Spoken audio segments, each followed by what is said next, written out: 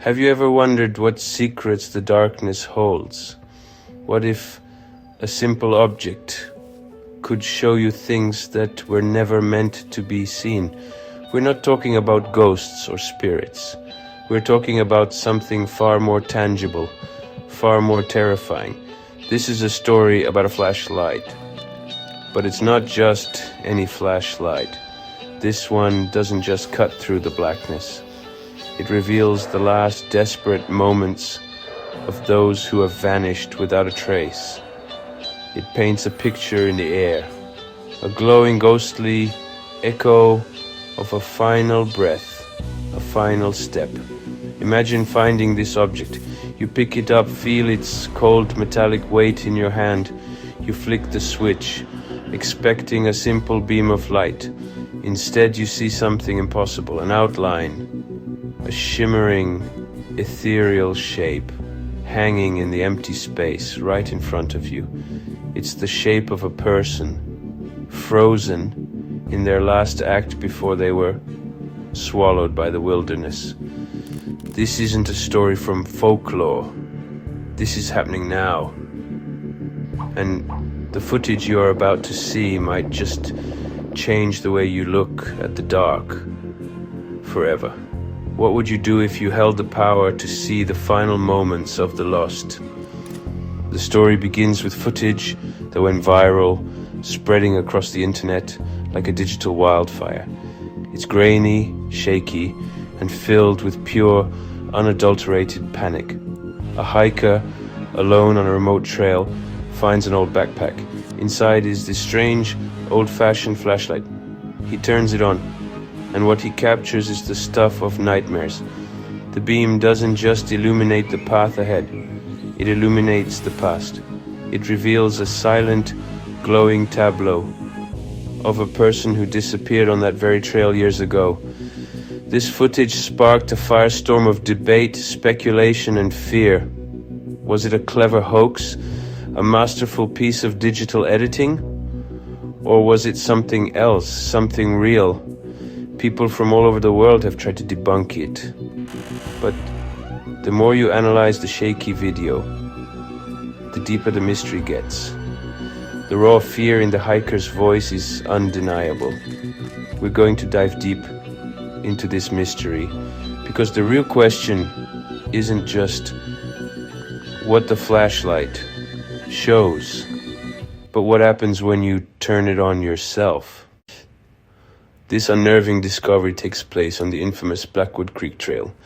It's a place where people go missing with chilling regularity. Our story zeroes in on Alex, an avid vlogger hiking the trail. He stumbles upon an old backpack hidden off the main path. Inside, he finds a waterlogged journal, a rusted compass, and a heavy metal flashlight. He flicked the switch, not knowing he was about to unleash a secret. The moment Alex turned on the flashlight, everything changed. Something flickered into existence within the beam. Slowly, an image began to form, a three-dimensional outline of a woman. He was looking at a ghost. To his horror, more figures appeared. Alex realized he was seeing the last moments of the missing people. The flashlight wasn't just a light source, it was a window into the past. In his viral video, you can hear his voice cracking with terror. It shows what happened to them. To understand the terror of what Alex found, you need to understand Blackwood Creek Trail. It's a place steeped in dark history, a modern-day legend. Long before it was a trail, indigenous tribes feared it. Settlers told tales of strange lights and whispers. No, loggers felt watched. Tools disappeared.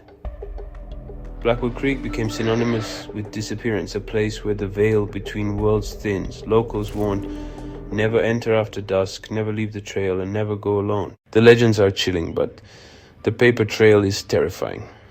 Official documents, police files, and missing persons reports stretch back nearly a century. The first documented case dates back to 1928. A botanist vanished. Then it happened again. In the 50s, 3 college friends disappeared. The number of incidents increased. David Miller vanished. The Hemlock family disappeared from their campsite. These are not isolated incidents, but a disturbing pattern. The volume of these reports is staggering. The history of Blackwood Creek is written in the testimonies of those left behind. Beyond reports and legends, there are first-hand accounts of those who entered Blackwood Creek and were forever changed. They speak of auditory phenomena, faint whispers that seem to come from all directions. Witnesses are adamant they've heard their names called. Others report crying or laughter ceasing when they step off the trail. People report temporal and spatial distortions. Trails loop back, disorienting hikers. The geography feels fluid, trapping those within. A local theory suggests the forest remembers every sound. The whispers are the last words of the missing, trapped in an endless loop, used as a siren's call to lure new victims.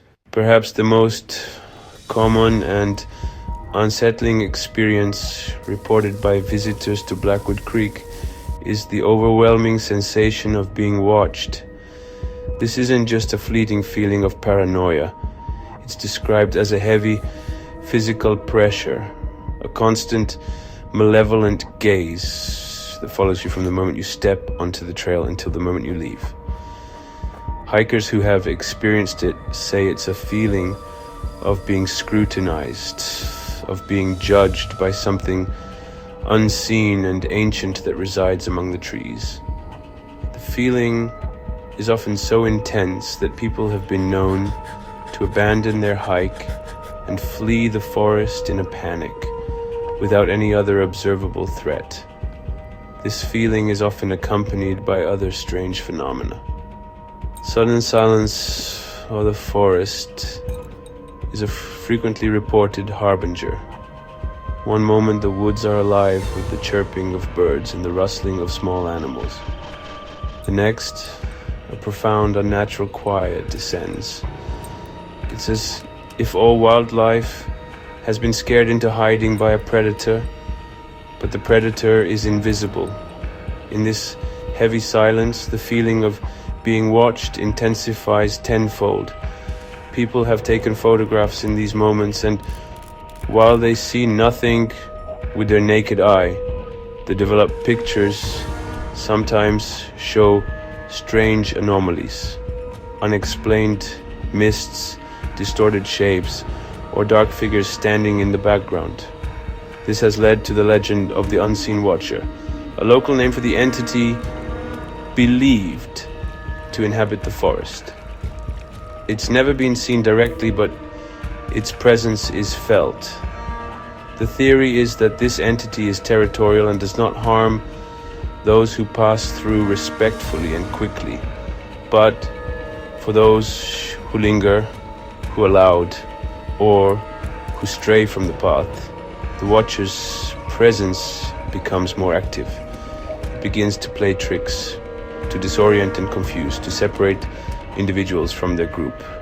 It's a game of psychological warfare, breaking down a person's resolve until they are lost, scared, and vulnerable.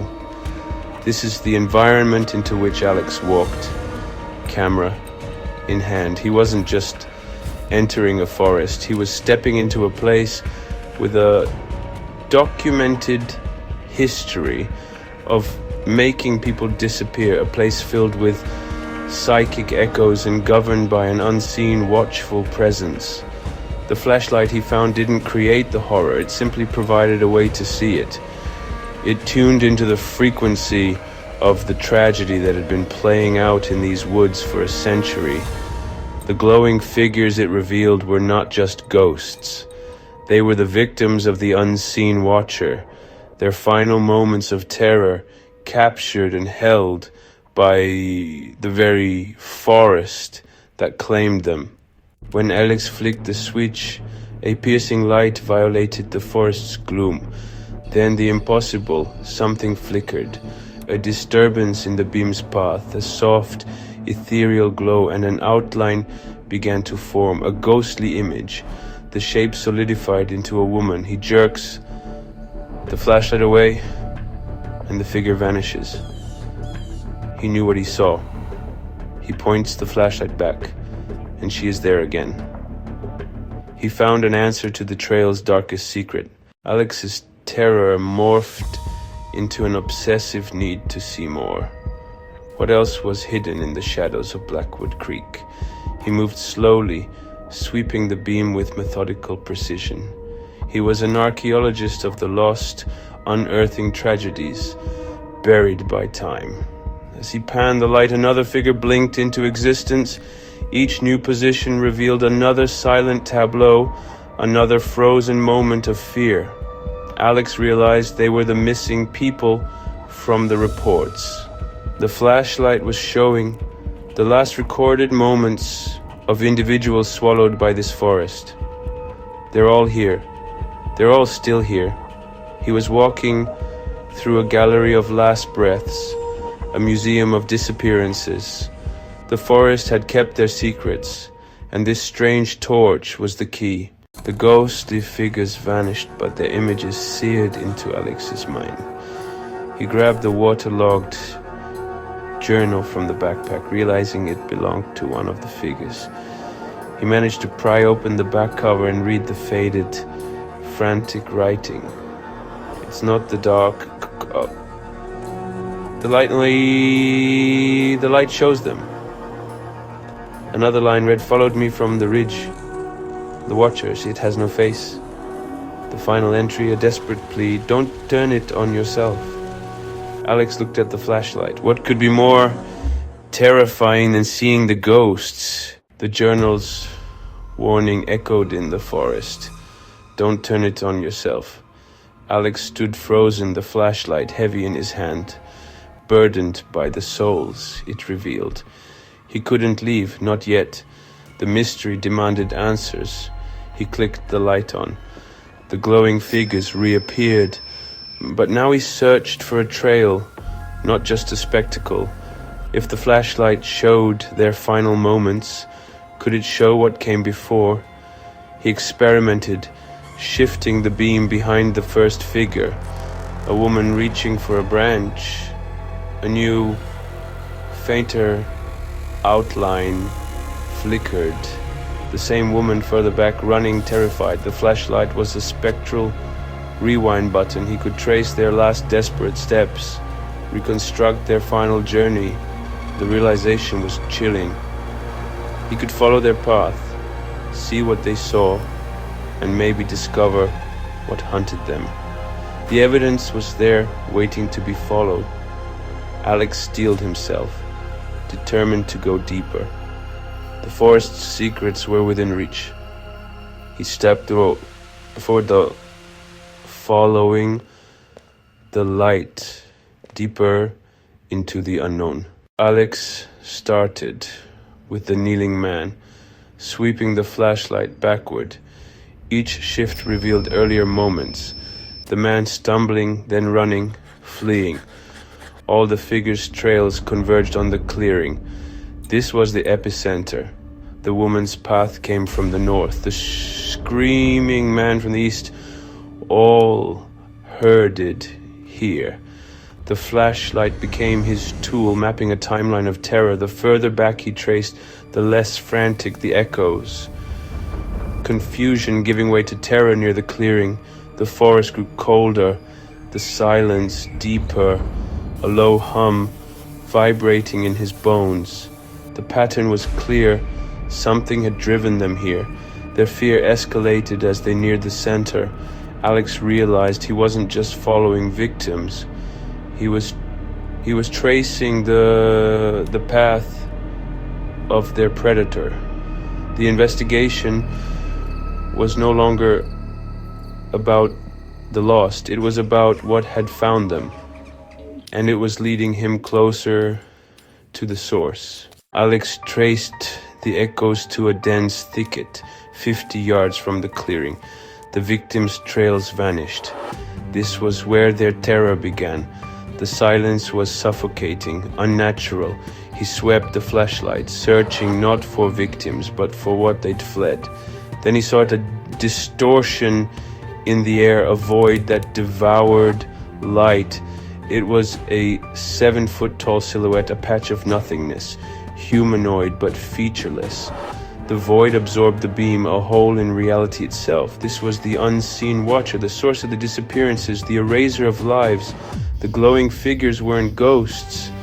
They were the residue left after annihilation. The flashlight didn't show the dead. It showed the last moments before erasure. Silence, fear, frantic running, all led to this walking emptiness.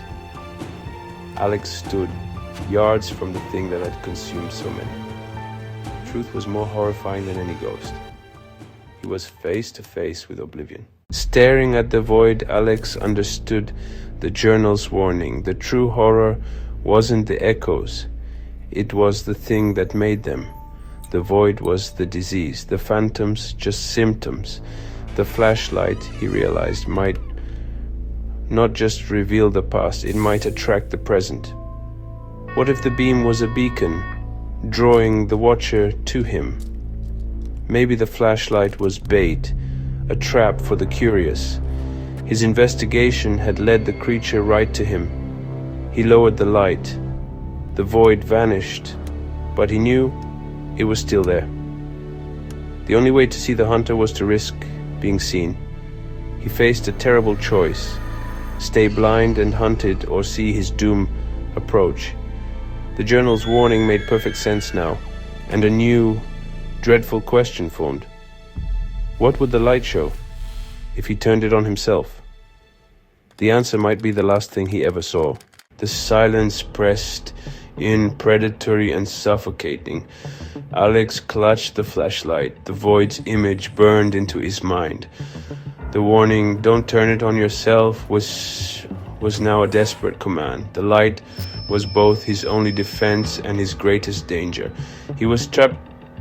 To see was to risk being seen. The need to know warred with the instinct to survive. What would the flashlight reveal if he pointed it at himself? The journal's author had faced the same question and left a warning as their final act. The obsession to know eclipsed his fear. With trembling hands, Alex raised the flashlight toward himself. He was about to break the one rule he'd been given. He hesitated, the heavy flashlight weighing him down. He pointed the light at his chest, squeezed his eyes shut, then opened them. He felt a profound cold emanating from the beam. He opened his eyes, not looking down, but at the space where the beam projected. A glowing outline of himself hung in the air. It was a perfect, terrible reflection that began to change, moving independently. The head tilted back, its posture shifting to agony. He was watching a premonition, a future event playing out. The flashlight showed the future, his future. He was witnessing his own end as his doppelganger flickered and dissolved. He was watching the last second of his life, a preview of annihilation. The warning wasn't advice, it was a prophecy. He couldn't look away. He was transfixed by the horrifying spectacle of his own demise playing out in front of him.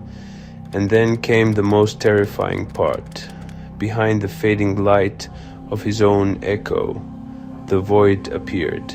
The shimmering, featureless silhouette of the unseen watcher materialized. The flashlight was showing him a future where the void occupied the very same space his body currently did. He snapped the flashlight off, plunging himself into total, complete darkness. The silence rushed back in because now he knew exactly what was coming for him. the flashlight was a curse. It offered you a final terrible glimpse into your own inevitable future. The darkness was now a canvas, projecting the horrifying image he had just witnessed. He had sought answers and found the most terrible one of all. He knew his fate, a future written in fading light. He knew what was in the silence with him, the watcher. Every sound was the footstep of his predetermined doom. The journal's warning now seemed like a cruel joke. This burden of foreknowledge was a unique torture. He was a dead man walking, trapped in the epilogue of his own life. The horror was in knowing exactly how you will die, powerless to change it. The footage ends there. The final frames captured on Alex's phone are a chaotic blur. Then silence, the recording stops. Alex simply vanished. He was never seen again. Search parties were dispatched. They found nothing. No backpack, no phone, no flashlight. Just another name added to the long, sad list of the missing. But he left something behind. The viral video. A chilling piece of found footage that raises far more questions than it answers. We will never know what happened. His disappearance created a firestorm online.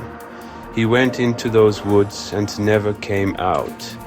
The mystery of the flashlight remains unsolved, a chilling reminder that there are dark places in this world that hold secrets we were never meant to uncover.